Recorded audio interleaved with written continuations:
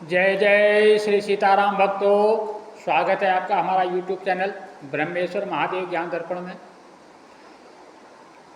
भक्तों, हमारे इस यूट्यूब चैनल से जुड़ने के लिए इसको जल्दी से सब्सक्राइब कीजिए ताकि आपको जो है हमारे हिंदू रीति रिवाज से होने वाले सारे तीज त्यौहार व्रत के बारे में आपको घर बैठे जानकारी मिल सके।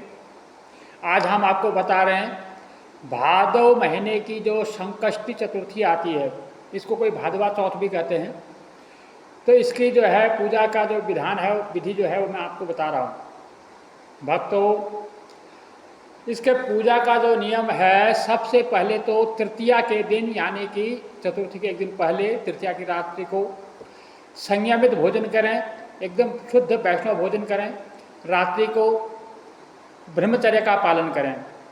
चतुर्थी के दिन प्रातः काल में सवेरे ब्रह्म मुहूर्त में उठें, यानी कि सूर्योदय से पहले उठें और उठ करके सबसे पहले श्री राम नाम का उच्चारण करते हुए बिस्तर का त्याग करें। उसके बाद में धरती पर कदम रखें, कदम रखते ही धरती को नमस्कार करें और इस प्रकार से अपने नित्य कर्म से निवृत्त होकर के नहा धो करके भगवान सूर्यदेव को अर्घ्य प्रदान करें, भगवान सूर्यदेव को नमस्कार करें। उसके बाद धरती को नमस्कार करें। अपने घर में जो बड़े बुजुर्ग हैं, माता पिता हैं या सास ससुर हैं, जो भी बड़े बुजुर्ग हैं, उन सबसे आशीर्वाद प्राप्त करें और उनको बताएं कि आज मैं जो है भगवान गणेश जी की जो पूजा कर रहा हूँ, भगवान गणेश जी की चतुर्थी का व्रत कर रहा हूँ।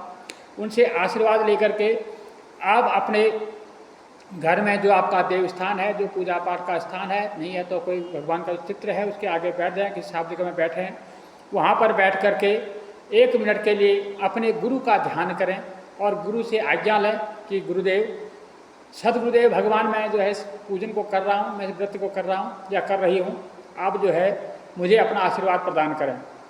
तो इस कार्य गुरु जी का ध्यान करने के बाद में हाथ में अक्षत, द्रव्य, पुष्प, जल लेकर के संकल्प करें कि भाई मैं जो है आज चतुर्थी के दिन इस महीने की इस तिथि को, इस व्रत को कर रहा हूँ और इसमें जो है मेरे संतान की जो है लंबी आयु प्राप्त हो, मेरे घर में सुख समृद्धि हो या पति की लंबी आयु हो, जो भी आपकी इच्छाएं हो, जो भी आपकी मनोकामना हो, इस प्रकार से संकल्प करके भगवान गणेश जी को अर्पण करें और उसके बाद में भगवान गणेश जी की पूजा प्रतिष्ठा करके उनकी जो है आरती इत्यादि करें। उसके बाद में दोपहर के समय में जो है, अपराह्न काल के समय या दोपहर के समय में अपने घर में नहा धो करके एक सुंदर कमरे के अंदर सुंदर एक चौकी बिछाएं। उस चौकी पर लाल या पीला कपड़ा बिछाएं। उस कपड़े के ऊपर बीच में जो है अक्षत, दुर्वा, पुष्प और एक सिक्का इत्यादि रख करके उसके ऊपर गणेश जी की प्रतिमा को स्थापित करें। उसके गणेश जी की प्रतिमा के नीचे दुर्वा और अक्षत तो जरूर रखने हैं, उसके उनको आसन के रूप में दुर्वा देना होता है। उसके ऊपर जो है गणेश जी की प्रतिमा को स्थापित करें और स्थापित करके भगवान गणेश जी को जो है शुद्ध जल से स्नान कराएं। उसके बाद में पंचामृत स्नान कराएं। उसके बाद में उनको पुनः जो है फिर शुद्धोदक जल या गंगा जल इत्यादि जो भी है उससे स्नान कराएं। स्नान करा करके उनको एक पुष्प से उनका अंग प्रोक्षण करें। अंग प्रोक्षण करने के बाद में उनको तिलक करें, टीका लगाएं, अक्षत चढ़ाएं, माला पहनाएं, पुष्प चढ़ाएं। जनेऊ गणेश जी को जरूर चढ़ानी है, गणेश जी को जनेऊ पहनाएं, फूल माला पहनाएं और उनको पुष्प इत्यादि चढ़ाएं और जो है उनको भोग के लिए उनके आगे सामग्री जो है पंचमेवा, लड्डू इत्यादि जो भी है भोग के लिए रखिएगा। 1-2 फल जो भी है, वैसे 5 फल होने चाहिए, 5 ना हो तो 2 फल कम से कम जरूर होने चाहिए। गणेश जी के आगे फल रखिए और तांबुल जो है, पान का पत्ता, उसमें लौंग, इलायची, सुपारी डाल करके तांबुल रखिए और उनके आगे जो है एक सुंदर दीपक जलाइए। दीपक के नीचे चावल का उनको दीपक को जो आसन दीजिए, चावल रखिए, उसके ऊपर एक घी का सुंदर दीपक जलाइए। गणेश जी की दाहिने तरफ, दाहिने हाथ की तरफ, यानी जब जो पूजा करने वाले, आप जो पूजा करने वाले बैठे, आपकी बाएं हाथ की तरफ, गणेश जी की दाहिने हाथ की तरफ एक कलश की स्थापना करें। उस कलश में थोड़े चावल, एक द्रव्य, एक सिक्का और उसमें जो है आम के पत्ते या पान के पत्ते डाल करके कलश की स्थापना करें। इस प्रकार से दिया वगैरह जला करके भगवान गणेश जी से प्रार्थना करें, उनको जो है नैवेद्य इत्यादि दे करके भोग लगाएं। यदि मूर्ति में कपड़े पहनाने या कपड़े इत्यादि वस्त्र हैं तो वस्त्र पहनाएं। यदि वस्त्र ना हो तो उनको कलावा तोड़ करके कलावा का एक उनको जो है वस्त्र पहना दें। गणेश जी को दुर्वा बहुत प्रिय है, इसलिए गणेश जी को दुर्वा जो है बना करके गिन करके 108, 11, 21, 51, 108, 111 जो भी आपसे ऊपर पड़े उनको एक गुच्छा सा बना करके बांध करके गणेश जी के चरणों में उसको अर्पण कर दें दुर्वा को। और साथ में सफ़ेद तिल जौ गणेश जी को चढ़ाएं। तो इस प्रकार से गणेश जी को जो है पूजन करें। दिया इत्यादि जला करके आप एक सुंदर आसन पर आप उनके सामने आप बैठें और गणेश जी से फिर प्रार्थना करें। जो भी आपके आसपास जो कथा आपको कहनी है, कथा सुनने वाले जो भक्तगण हैं उनके लिए आप आसन की व्यवस्था करें और आप स्वयं जो है आसन पर बैठें और भगवान की जो है कथा कहनी चाहिए। कथा कहने से पहले अपने आसन पर ले लें। आसन के सामने जो बैठ करके अपने सामने एक शुद्ध लोटे में जो है पानी भरें। उस पानी को अपने आगे रखें और अपने हाथ में जो है पुष्प और सफ़ेद तिल, यदि सफ़ेद तिल का अभाव हो तो चावल हाथ में जरूर रखें। हाथ में जो है तिल या चावल, सफ़ेद तिल हो तो अति उत्तम है, सफ़ेद तिल हाथ में रखें और कहानी सुने। क्योंकि ये जो भादव तीज है, ये भादव की जो चतुर्थी है, इसको भादवा चौथ भी कहते हैं, संकष्टी चौथ भी कहते हैं, बहुला चौथ भी कहते हैं। दो चतुर्थी विशेषकर होती हैं, माघ की संकटहर चतुर्थी और ये भादव की, ये दो चतुर्थियों को बड़ी चतुर्थी माना गया है। तो अब इस प्रकार से अब कहानी कहना प्रारंभ करें। कहानी इस प्रकार से है कि बहुत समय पहले की बात है, एक गांव में एक बुढ़िया माई अपने बेटे के साथ रहा करती थी। तो दोनों माँ बेटे रहते थे। बुढ़िया का जो बेटा था वो जंगल से लकड़ियाँ काट के लाता था और जंगली लकड़ियाँ बेच करके किसी प्रकार से अपने रोटी का जो है गुजारा करते थे, भरण पोषण करते थे, उनका जो है गुजारा होता था।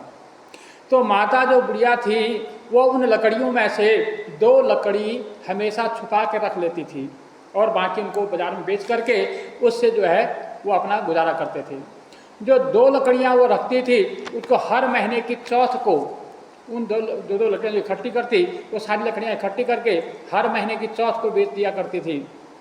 बेटे से छुप कर उनको बेचती थी और उस पैसे से वो चौथ माई की पूजा का सामान खरीदा करती थी और उससे जो है पान के पत्ते इत्यादि जो भी पूजन सामग्री है वो लाती थी और उससे ला करके वो भगवान को जो है भोग लगाती थी। और 5 पुए हर चौथ को पकाया करते थे। उस 5 पुए में से पहला पुआ भगवान गणेश जी को अर्पण करती थी, दूसरा पुआ वो जो है चौथ माता को अर्पण करती थी, तीसरा पुआ वो ब्राह्मण को जमाती थी, चौथा पुआ अपने बेटे को खिलाती थी और 5वां पुआ वो खुद खाया करती थी।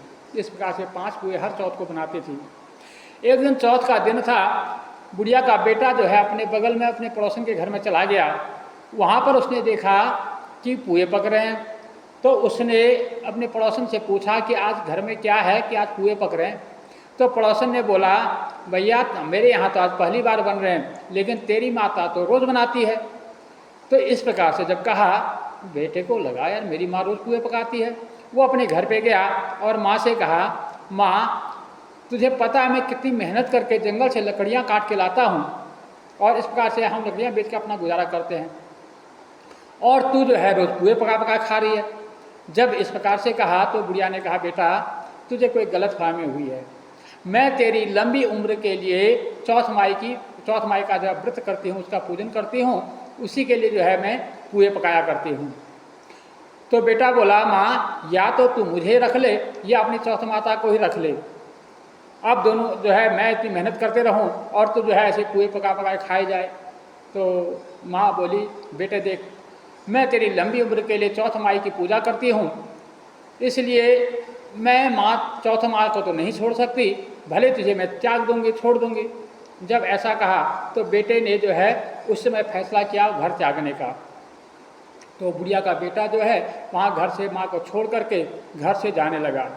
तो बुढ़िया माई बोली बेटा तू घर छोड़ के जा रहा है, कोई बात नहीं, ये तिल है, सफ़ेद चौथ माई के जो तिल हैं ये तिल तू साथ में लेते जा। जहाँ कहीं संकट आएगा वहाँ इन तिलों को पूर लेना, तेरा संकट टल जाएगा।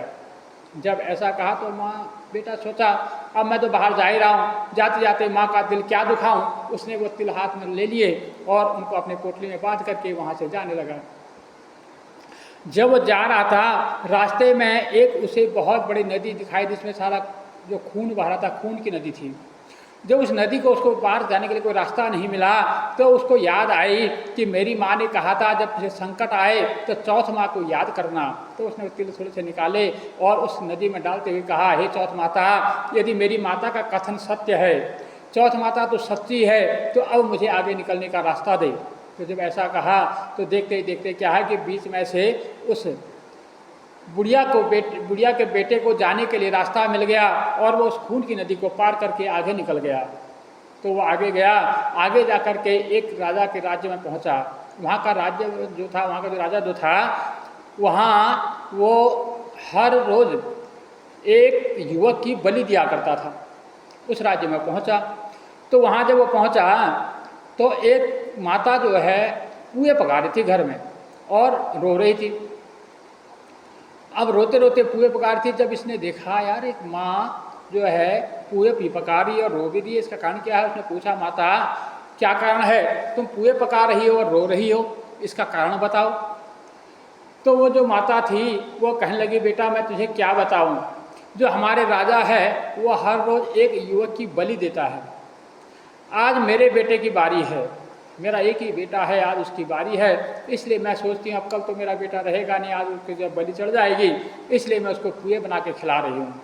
तो बुढ़िया का बेटा बोला, माता जी आप चिंता मत करो, ये सारे पुए तुम मुझे खिला दो, तुम्हारे बेटे के बदले में आज मैं चले जाऊँगा। तो वो बोली, नहीं बेटा, मैं किसी के बेटे को, मैं दूसरे के पराये पूत को जो है ऐसे नहीं भेज सकती। तो उसने माता को समझाया कि माँ देख मैं घर छोड़ दिया हूँ, मेरा कोई नहीं है, तो इसलिए मेरे मर भी गया तो मेरा रोने वाला भी कोई नहीं है, ये वो करके समझाया। तो बुढ़िया वो जो माता जी मान गई तो उन्हें पुए जो है उसको खिलाए, खा पी करके जो बुढ़िया का बेटा था वो सो गया। शाम का समय हुआ तो राजा के जो सेना के दरबारी लोग थे, जो सिपाही लोग थे, वो बुढ़िया के बेटे को लेने के लिए आए। अब बुढ़िया वो जो माता जो ला रही थी वो सोचने लगी कि मैं ये सोए हुए बालक को भेजूं तो कैसे भेजूं, ये पराया पूत है, किसी का बेटा है, मैं इसको कैसे भेज सकती हूँ। तो असमंजस में पड़ गई। उसने कहा मेरे बेटे को ही भेज दूंगी, इसको मैं सोते को नहीं जगाऊंगी। तो जब वहाँ हल्ला गुल्ला हो रहा था उस समय वो बुढ़िया का बेटा जाग गया, वो बाहर आया, उसने बोला, माता क्यों चिंता कर रही हो, चलो मैं चलता हूँ। वो राजा के सिपाहियों के साथ चल पड़ा। राजा के सिपाही उसको वहाँ ले गए और वहाँ पे क्या था कि एक मटकी पकाने वाला हाव बना हुआ था और उस हाव में जो है हमेशा एक युवक को चिना जाता था। आज इसकी बारी थी तो वहाँ के जो राजा के जो लोग थे उन्होंने उस हाव में उसको चिन दिया और चिन करके उसको जो है बंद कर दिया उसके अंदर। उसने क्या किया, अपने चारों तरफ जो तिल थे वो तिल डाल लिए और वहाँ आराम से आसन लगा के बैठ गया और चौथ माता को याद करने लगा। अब जब वहाँ से गए, राजा ने उनको बंद किया। उसके बाद में अगले दिन एक सफाई वाली आई, वहाँ आसपास में झाड़ू लगा रही थी। झाड़ू लगाते ही एक कंकड़ उसमें से उठा और वो कंकड़ जो है उस मटकी पर लगा। वहाँ से आवाज़ आई, उसने मटकी की तरफ देखा, वो मटकी जो है सोने चांदी के हो गए। और वो जाकर के राजा को बताया कि महाराज आपका हाव तो पक गया और उनका रंग भी आज बदला हुआ सा लगता है। तो राजा को लगा कि जो हाव मेरा 10 दिन 15 दिन में पका करता था वो हाव एक दिन में कैसे पक गया। तो राजा जो है अपने सिपाहियों सहित अपने दल बल के साथ वहाँ पहुँचा। उसने देखा कि जो हाव में जो मटकियाँ थी वो मटकी जो है सोने चांदी हीरे मोती से जड़ी हुई है। उनका रंग देख करके राजा अचंभित हो गया। राजा ने अपने आदमियों से कहा इनको उतारो। जब वो उतारने लगे तो वहाँ अंदर से आवाज़ आई, भैया थोड़ा धीरे से उतारना, कहीं मुझे चोट न लग जाए। जब ऐसा कहा तो राजा के सिपाही वहीं छोड़ करके भागने लगे। उन्हें सोचा इसके अंदर कोई भूत प्रेत समा गया है। तो अंदर से फिर आवाज़ आई कि हे भाइयों तुम घबराओ मत, मैं कोई भूत प्रेत नहीं हूँ, मैं एक साधारण सा आदमी हूँ, आपको डरने की ज़रूरत नहीं है, आप इनको आराम से उतारो। तो राजा के सिपाहियों ने उनको सब उतारा। उतार करके देखा तो अंदर जो है वो बुढ़िया का बेटा वैसे के वैसे बैठा हुआ है और उसके सामने हरे ज्वारे उगाए हैं। हरे ज्वारे उगाए हैं, ये देख करके राजा बड़ा अचंभित हुआ। राजा ने उससे पूछा, भाई ये क्या चमत्कार है, क्योंकि इतनी बड़ी तेज अग्नि के अंदर आज तक कोई जिंदा बचा नहीं, और ये हरे ज्वारे कहाँ से आ गए। तो उसने कहा कि हे महाराज, मेरी माता जो है भगवान गणेश जी का पूजन करती है, चौथ माई का व्रत करती है, उसी चौथ माई की कृपा से जो है आज मैं बच गया हूँ। तो ये जब कहा तो राजा बहुत शर्मिंदा हुआ। राजा ने जो है अपने नगर में ढिंढोरा पिटवा दिया कि आज के बाद मेरे राज्य में सब लोग जो है गणेश चतुर्थी का व्रत करेंगे और जो है चौथ माई का जो है कुएं का भोग लगाएंगे। और अपनी जो कन्या थी राजा की, उसका विवाह उसने उस बुढ़िया के बेटे के साथ कर दिया और उसको बहुत सारा धन इत्यादि दे करके उसको संतुष्ट किया। अब बुढ़िया का बेटा अपनी पत्नी और धन संपत्ति को लेकर के अपने गांव में गया और गांव में जाने के बाद में उसने अपनी माता से माफ़ी मांगी, चौथ माई से माफ़ी मांगी, कहा कि माँ मुझे माफ़ कर दो। तो इस प्रकार से माता ने उसको माफ़ किया। तो इस प्रकार से उसका जो है घर बसा और उसके घर में जो धन धान्य की प्राप्ति आगे संतान हुई। तो इस प्रकार से कि हे चौथ माई, आपने जैसे उस बुढ़िया के बेटे के ऊपर कृपा करी, हे चौथ माता, आपने जैसे उस बुढ़िया के बेटे के ऊपर कृपा करी, वैसी कृपा आप सभी अपने भक्तों पर बनाए रखना। श्री गणपति महाराज के जो भक्त हैं उन पर अपनी कृपा बनाए रखना। हे चौथ माता, ये कथा, इस कहानी को कहने वाले, कहानी को सुनने वाले, इस कहानी में जो हुंकारे भरते हैं, हुंकारे भरने वाले सबको जो है अपनी कृपा बनाए रखना, सब पर अपनी कृपा बनाए रखना और उन सब के परिवार को अपनी कृपा से संचित करना, अपनी कृपा बनाए रखना। उनके घर में सुख समृद्धि का वास हो, उनकी पति की लंबी आयु हो, यदि कोई संतान को कष्ट है तो उनके संतान को जो है लंबी आयु मिले, सुख समृद्धि मिले, बल बुद्धि तेज होए। तो इस प्रकार से कहने के बाद में बोलो चौथ माता की जय।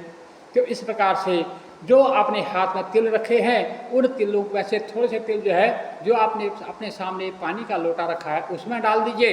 बाकी जो तिल हैं उसको अपने आंचल के पल्लू में बांध लीजिए या फिर किसी दोने या कटोरी में रख करके उनको संभाल कर रख लीजिए, ताकि जब शाम को आप चंद्रमा को अर्घ्य देंगे उसमें वो तिल डालने होंगे। तो इस प्रकार से करके आप जो है भगवान गणेश जी को भोग लगाएं, भोग लगा करके उनको आरती इत्यादि करें। बोलो गणपति महाराज की जय। तो फिर शाम के समय जब चंद्रोदय का समय होता है, उस समय उससे पहले प्रदोष काल में फिर जो है भगवान गणेश जी के सामने जो आपने दिन में दीपक जलाया था वो दीपक जलता हुआ होगा तो अच्छी बात है, यदि किस कारण से वो मुरझा गया है तो दूसरा दीपक जला दीजिए, नहीं तो दीपक को जलता ही रहना चाहिए। तो वहाँ पर दीपक जला करके फिर जो है भगवान गणेश जी के आगे जो आपने पकवान बनाए हैं, अब जैसे मोदक हैं, लड्डू है, बर्फी इत्यादि, जो भी आपसे जो है 5 प्रकार के भोग, 6 प्रकार के भोग, 56 भोग, 16 भोग जो आपसे इत्यादि जो हो सकते हैं, फल फूल इत्यादि जो है गणेश जी का अर्पण कीजिए, उनको भोग लगाइए और उनकी आरती कीजिए। माता रिद्धि सिद्धि से प्रार्थना कीजिए, हे माता अपनी कृपा जो है हमारे घर परिवार पर हमेशा बनाए रखना। तो इस प्रकार से उनको जो है गणेश जी की आरती करें और उनको मेवा मिष्ठान इत्यादि, पंचमेवा पंच मिठाई जो भी आपसे बन पड़ा उसका भोग लगाएं। उस भोग लगाने के बाद में जो एक लोटे में जल लें, उस जल में थोड़ा दूध डालें, जो दिन में कथा सुने हुए जो तिल आपने बचा के रखे हैं वो तिल उसमें डाल लें और थोड़े से उसमें जो है फूल डालें और इस प्रकार से चंद्रमा को जो है अर्घ्य दें। जैसे ये भादव के 3 सितंबर को इस बार जो पड़ रही है गणेश चतुर्थी 3 सितंबर को आएगी, तो उसमें लगभग 9 बजे के आसपास चंद्र उदय होगा। तो इस चंद्र उदय के समय अपना देख कर अपने स्थान काल के हिसाब से देखते हुए वहाँ पे जो है चंद्र उदय देख लें। जब चंद्र उदय हो भगवान चंद्र देवता को उसका जो है अर्घ्य प्रदान करें। अर्घ्य प्रदान करके उनको जो मेवा मिष्ठान इत्यादि का थोड़ा भोग लगाएं, धूप दिखाएं, नैवेद्य दिखाएं और भगवान गणेश जी से उनसे जो है चंद्रमा से प्रार्थना करें। इस प्रकार से इस चौथ माता का व्रत करें। उसके बाद में आकर के जो प्रसाद है उसको वितरण करें, बच्चों में बांटें, अपने परिवार में दें और उसके बाद में जो है अपने व्रत को खोला जाता है। इस प्रकार से इस गणेश चतुर्थी का व्रत जो विधि विधान से करता है, इस गणेश चतुर्थी के व्रत को जो करता है, उसके घर में जो भी संकट होते हैं, क्योंकि भगवान गणेश जो है संकटों को हरने वाले हैं, उनके घर से सारे संकट हरते हैं। खासकर जिसकी जन्म कुंडली में चंद्रमा पीड़ित हो या कोई मतलब कोई नीच ग्रह से दूषित हो, किसी प्रकार से जिसकी जन्म कुंडली में चंद्रमा जो है क्षतिग्रस्त हो, कोई ग्रहण योग बन रहा हो, तो ऐसे में जो है उन्हें जो है इस गणेश जी की, इस गणेश चतुर्थी जी की जो व्रत को जरूर करना चाहिए। इससे जो है उसको बल मिलता है। जिनके बच्चों में जिनकी कोई संतान नहीं हो रही है, जिनको कोई संतान नहीं हो रही है घर में, उनको जो है गणेश चतुर्थी का व्रत करना चाहिए। जिनके संतान हमेशा दुखी रहते हैं, कोई बीमार रहते हैं, संतान को कोई कष्ट है, तो उनको जो है गणेश चतुर्थी का व्रत करना चाहिए। जिनके पति को कोई तकलीफ है, पति को कोई परेशानी है, उनको जो है गणेश चतुर्थी का व्रत करना चाहिए। क्योंकि गणेश चतुर्थी जो है, गणपति महाराज जो है वो संकटों को हरने वाले हैं। उनका नाम है संकट हरता, दुख हरता, विघ्न हरता। जो है सबसे पहले गणेश जी की जो है पूजा की जाती है। तो इसलिए आप जो है इस गणेश चतुर्थी का व्रत को कीजिए और उनकी कृपा से आपके घर में रिद्धि सिद्धि धन धान्य की जो है प्राप्ति होगी। आपकी जन्म कुंडली में कोई ग्रह दोष इत्यादि बना हुआ है, उसका भी जो है सर्वांगीण नाश होता है। जो आपके जन्म कुंडली में दुर्योग बना हुआ है, वो दुर्योग भी जो है नाश को प्राप्त होता है, हट जाता है, मिट जाता है, उसका प्रभाव कम हो जाता है। तो इसलिए आप सभी भक्तजनों से मेरी प्रार्थना है, आप जो है गणेश जी की जो है इस गणेश चतुर्थी का व्रत करें। यदि आप ज़्यादा ना भी कर सकें तो कम से कम 2 गणेश चतुर्थी तो जरूर करनी चाहिए। एक माघ के कृष्ण पक्ष की और एक भादव कृष्ण पक्ष की, दोनों ये संकट हरने वाली हैं। इन दोनों चौथ का व्रत तो कम से कम जरूर करना चाहिए। वैसे तो कहते हैं कम से कम जीवन में ज़्यादा नहीं तो 13 चतुर्थी व्रत करना चाहिए। जैसे 12 महीने की 12 और एक मलमास के नाम की जो है 13 जो है गणेश चतुर्थी का व्रत जरूर करना चाहिए जीवन के ऊपर।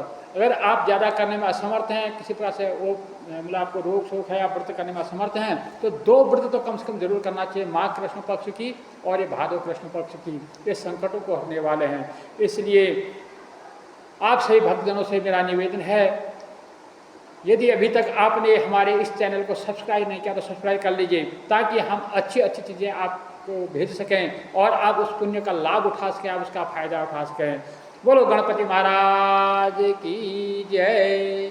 भगवान गणेश जी महाराज रिद्धि सिद्धि के सहित और शुभ लाभ दोनों पुत्रों के सहित आप लोगों के घर में निवास करें।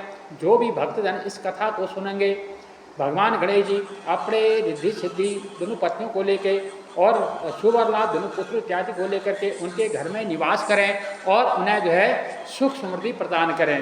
बोलो गणपति महाराज की जय।